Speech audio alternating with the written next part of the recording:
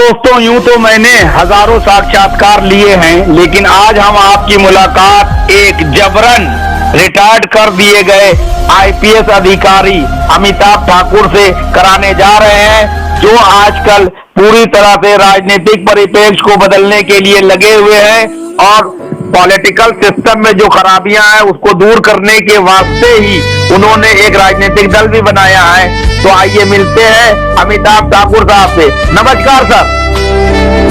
नमस्ते सर। मेरा पहला सवाल ये है कि एक आईपीएस ऑफिसर जिसको जबरदस्ती रिटायर्ड कर दिया सरकार ने अपने अहम के चलते, अपने राजनीतिक तुष्टीकरण के फायदे की चलते, वो व्यक्ति ने राजनीतिक दल बनाया है, तो उसका मकसद क्या है? देखिए सर, राजनीतिक दल जो हम लोगों ने बनाया है, आजाद अधिकार सेना इसका नाम है जी। इसका मुख्य मकसद हम लोग जो समझ पाए हैं वह है, जो उद्देश्य रखे गए हैं वह है अन्याय, अत्याचार और भ्रष्टाचार का विरोध।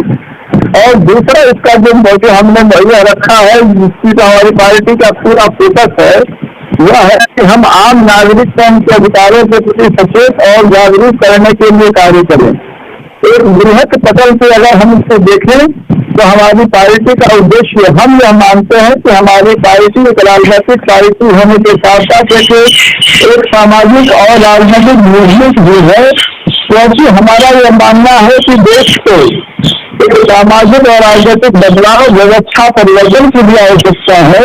और हमारी पार्टी अपने जो भी हमारे साधन संसाधन हैं उनके माध्यम से राजनीतिक बदलाव, सामाजिक परिवर्तन की दिशा में भी अनवरत कार्य करने का प्रयास कर रही है। सवाल, अन्ना हजारे समाज सेवक हैं, उस समाज सेवक ने व्यवस्था बदलने के नाम पर 13 साल पहले जंतर मंतर पे और पूरे देश में प्रपंच किया। राजनीतिक लोग, गैर राजनीतिक लोग, समाज सुधारक लोग उसके साथ जुड़े और उसकी कोख से पैदा हुआ भ्रष्ट, नकारा, निकम्मा मुख्यमंत्री अरविंद केजरीवाल। क्या व्यवस्था परिवर्तन के नाम पे जिस तरह से आम आदमी पार्टी आई है, उसने कोई भी समाज में व्यवस्था परिवर्तन के नाम पे कार्य किया? क्या आप वैसे नहीं साबित होंगे? इसकी क्या गारंटी है? आपका प्रश्न बहुत ही अच्छा है, बहुत ही मौजूद है, बहुत ही वाजिब है। और मैं इसमें सिर्फ उत्तर यह दूंगा कि यह गारंटी कोई नहीं दे सकता है, तो सिर्फ भविष्य इसकी गारंटी दे सकता है। अभी मेरे लिए शब्दों का ऐसे मामलों में कोई मोल नहीं होता। मैं कोई भी झूठी गारंटी नहीं देना चाहूंगा, कोई भी गलत बात नहीं कहना चाहूंगा। बस लोगों से अनुरोध करूंगा कि वे हमारे कार्यों को, हमारे कर्तव्यों को, हमारे एक्शंस को नजदीकी से देखें, परखें। और यदि उन्हें लगता है कि हम जो कह रहे हैं वही कहना चाहते हैं तो हम पर विश्वास करें। और उन्हें लगता है कि यदि हमारी बातों में दोगलापन है, हमारी बातों में सच्चाई नहीं है, असत्यता है, तो बिल्कुल हम पर विश्वास न करें। सवाल, आपने 13 तारीख को एक कार्यक्रम रखा है भारतीय जनता पार्टी के प्रदेश के कार्यालयों, खासतौर से लखनऊ के, वहां प्रदर्शन करने का। राहुल गांधी के प्रति जिस तरह से षड्यंत्र किया है बीजेपी के सांसदों ने और खासतौर से स्मृति ईरानी ने जो आरोप लगाया, उसका मकसद क्या है आपका? देखिए, इस पर हमारा यह कहना है, हमारी पार्टी का यह मानना है कि कल जो राहुल गांधी का जो संबोधन था, जो उन्होंने अपना भाषण दिया, जो अपने वक्तव्य कहे, उसमें उन्होंने एक लगभग अछूते बिंदु को बहुत ही मार्मिकता के साथ, बहुत ही संवेदनशीलता के साथ प्रस्तुत किया, जहां उन्होंने बताया कि किस प्रकार मणिपुर जल रहा है। उन्होंने तमाम दृष्टांत दिए, मां की संज्ञा दी, मां की हत्या तक की बात कही और उन्होंने एक राजनीतिक परिपक्व ढंग से तथ्यों को सामने लाकर लोगों को उसके प्रति सेंसिटाइज करने का प्रयास और कार्य किया। अब उसके बाद हुआ क्या? उसके बाद उन्होंने एक रूटीन जेस्चर, जिसे कहते हैं, संकेत कहते हैं, एक रूटीन संकेत उन्होंने स्पीकर की ओर किया अपने बुलबुल में, एक अच्छे व्यक्ति होने के रूप में इसका। और वह जो कुछ भी अपना संकेत दे रहे थे, कर रहे थे, वो स्पीकर की ओर था। महिला सांसद जो थी वो बिल्कुल अलग दूसरी दिशा में थी। बाद में उस महिला सांसद ने यह दावा कर दिया कि मेरी और महिलाओं की ओर देखिए अभद्र टिप्पणी की गई, जबकि वह संकेत स्पीकर की ओर था। हमारी पार्टी का यह मानना है कि ये जो कुछ भी बात में शिकायतें हुई राहुल गांधी को लेकर, उसका एकमात्र उद्देश्य यह था कि जो मणिपुर जल रहा है, मणिपुर के प्रति लोगों के मन में जो भावना जगाई राहुल गांधी ने अपने स्पीच के माध्यम से, उससे लोगों का ध्यान भटकाया जाए। ध्यान भटकाव के लिए कथित फ्लाइंग किस का कारनामा ले आया गया, उसकी शिकायत कर दी गई और आज उनको अश्लील बता दिया गया। हमारी पार्टी ने यह निर्णय लिया है कि 13 तारीख को, 13 अगस्त को, शनिवार को हम भारतीय जनता पार्टी के उत्तर प्रदेश प्रदेश कार्यालय जो विधानसभा मार्ग पे है और समस्त जिला कार्यालयों पे हम सीमित संख्या में हमने कहा है कि अधिकतम 4-5 लोग जाके लोगों को इन बातों से अवगत कराएंगे और उस कार्यालय भवन की ओर खड़े होकर वही भंजना करेंगे जिसे फ्लाइंग किस कहकर अनावश्यक रूप से विवादित किया जा रहा है। यह हमारा एक सांकेतिक विरोध होगा भारतीय जनता पार्टी की असंवेदनशीलता और असत्यता के प्रति और उन तथ्यों को लोगों के सामने लाने के लिए। सर, एक आखिरी और महत्वपूर्ण सवाल, इसका बहुत सोच के जवाब दीजिएगा। आप खुद एक राजनीतिक पार्टी के मुखिया हैं, आपका इस तरीके से कांग्रेस के पूर्व राष्ट्रीय अध्यक्ष और निलंबित होकर दोबारा वापस जो है संसद सदस्यता पाने वाले राहुल गांधी के पक्ष में इस तरह से उतरना, क्या ये संकेत नहीं देता है कि अमिताभ ठाकुर और उनकी पार्टी कांग्रेस या जो इंडिया बना है उसके साथ तालमेल करने की दिशा में अग्रसरित हो रहे हैं?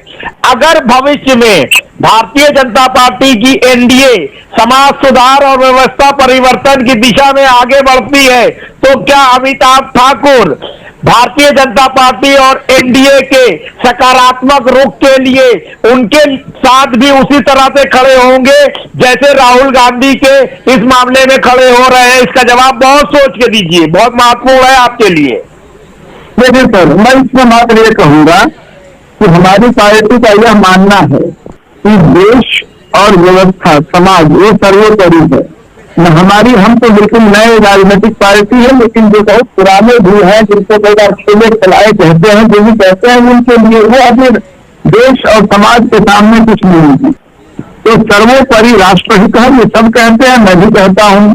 इस राष्ट्रहित के लिए यदि हमारे जो बुनियादी सिद्धांत हैं उनके प्रति जो है उनके प्रति कहीं न कहीं लगाव प्रदर्शित होता है, उन सिद्धांतों की पूर्ति होती दिखती है। उसके अलावा हमारी पार्टी का यह भी सिद्धांत है कि लोगों के बीच परस्पर एकता, सहिष्णुता, विश्वास, न कि आपस में झगड़ा लड़ाई, आपस में विद्वेष। यदि इस प्रकार के कार्य जो भी करता है और जब उसके कार्य सही लगते हैं तो कोई भी पार्टी हो, पार्टी ए हो, पार्टी बी हो, पार्टी सी हो, हम इस पार्टी के साथ इस अवसर पे अवश्य खड़े रहेंगे जो हमारे सीमित साधन संसाधन है। जहां तक एक राजनीतिक तालमेल का प्रश्न है और मौजूदा स्थिति का प्रश्न है तो हमारा यह मानना है कि यदि हमारे पास एक ऑप्शन हो, और मैं ये बात बहुत सोच के कह रहा हूं, यदि एक ऑप्शन हो कि हम एनडीए के साथ है कि INDIA के साथ है आज के समय इस मौजूदा हालात में, तो जो एनडीए ने जिस प्रकार से देश को बांटने का, टुकड़े करने का, जिसको राहुल गांधी ने मां की हत्या शब्द का नाम दिया और कार्य कर रही है मणिपुर में, मैं समझता हूँ हरियाणा में, उत्तराखंड में, उत्तर प्रदेश में, पूरे देश में, तो इसमें स्वाभाविक रूप से हमारी पार्टी INDIA के साथ ही रहेगी, इसमें कोई संशय नहीं।